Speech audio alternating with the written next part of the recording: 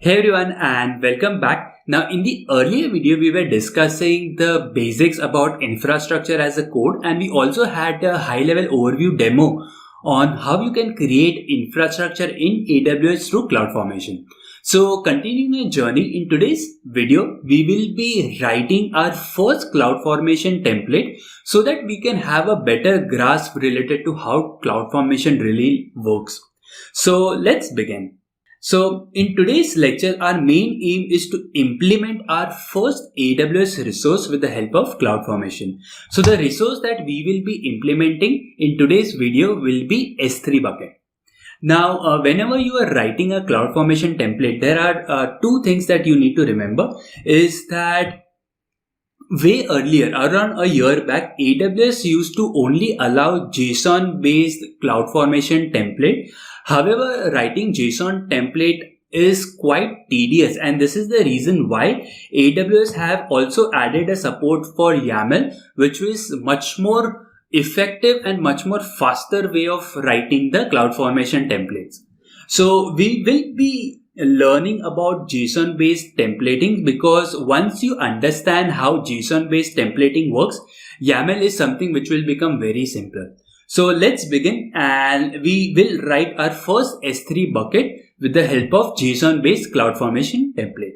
So I'll go to my desktop and I'll create a new text document and I'll name it as S3. So since we are writing a JSON based CloudFormation template, we have to conform with the JSON standards. So we'll begin our template with the opening bracket, and within this I'll define our first resource column, and I'll open the resource column, and within the resources column we have to specify the name of the resource. So this is our reference. So this name is for our reference. So let's understand this in a much more better way. So resources, now in AWS there are a lot of resources. It can be EC2, S3, ELB, Kinesis, SQS, and a lot.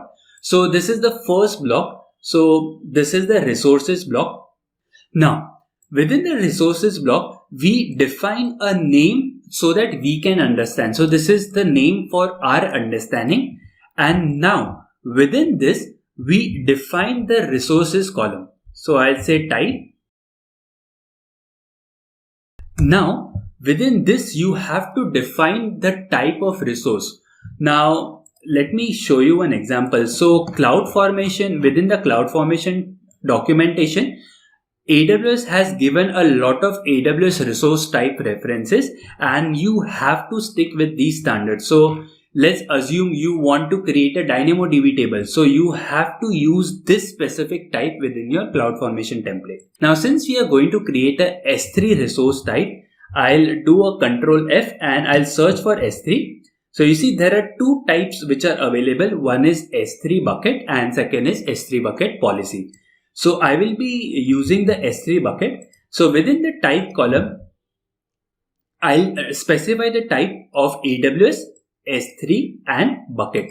So this is one thing that you have to be very careful about. You cannot really modify this value. You have to make it from the documentation that you get it from. Now I'll close the curly braces. So this is the curly braces that I am closing. Now there is one more curly braces for the resources column that I will close, and the last curly braces is the main JSON document brace that I'll close, and I'll click on save. Now since this is a JSON document, one thing that you have to make sure is a compliant one. So you have a very nice website called as JSON lint, and what you can do is you can specify the JSON document here and you verify if your JSON document is perfect. So currently it says it is a valid JSON document which is perfect. Now what we will do is we'll go to the CloudFormation. So this is the CloudFormation service, and we'll click on create a new stack. Now within this there are various options. We'll select upload a template to S3. I'll click on browse and I'll select our S3 template. Now click on next. Alright, so now it has asked us for a stack name. So let me give a stack name as pack demo, and I'll click on next. So these are the options that you can select. We will ignore this for now and we'll click on next, and finally we'll click on create.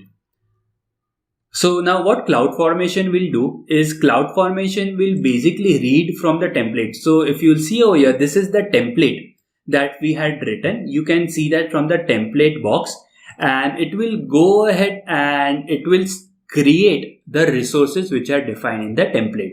So let's just wait for a minute for the resources to get created. Perfect. So if you'll see, the resource status is create complete. So what this has basically done is that it has created the resource which were defined within the template. So let's go to S3. I'll go to S3. Now one thing to remember over here is that here we have just given the type AWS S3 bucket. We have not really defined a S3 bucket name. So in this case, what CloudFormation will do is CloudFormation has the capability to create a random bucket name. So now if we go to the S3 bucket, we'll sort by date created. And you see there is a bucket name called as packed demo -my S3, and there is the random value over here. So this is the bucket that CloudFormation has created for us. Now again, we can define bucket names over here, and we can define a lot of properties associated with the S3 bucket. Now typically if you create a S3 bucket, let me give you an example. Let me put a random value over here. Now generally if you create a S3 bucket, there are a lot of options related to versioning, tags, you have server access logging, and lot of other things. So these are the options that we have still not defined within the S3 bucket. We have just created a simple S3 bucket. So this was the aim of our lecture. So I hope you understood the basic on how we can define our first CloudFormation template and what the resource is, what my S3 is, and what the type column is all about. In the next lecture, what we'll do is we will go into much more depth, and we will understand on how we can work with the resource based properties. We look into the update as well as the delete stack. So this will be the next implementation of the CloudFormation lecture, where we'll go ahead and understand more about the CloudFormation templates. So this is it about today's video. I hope this has been informative for you, and I look forward to see you in the next video.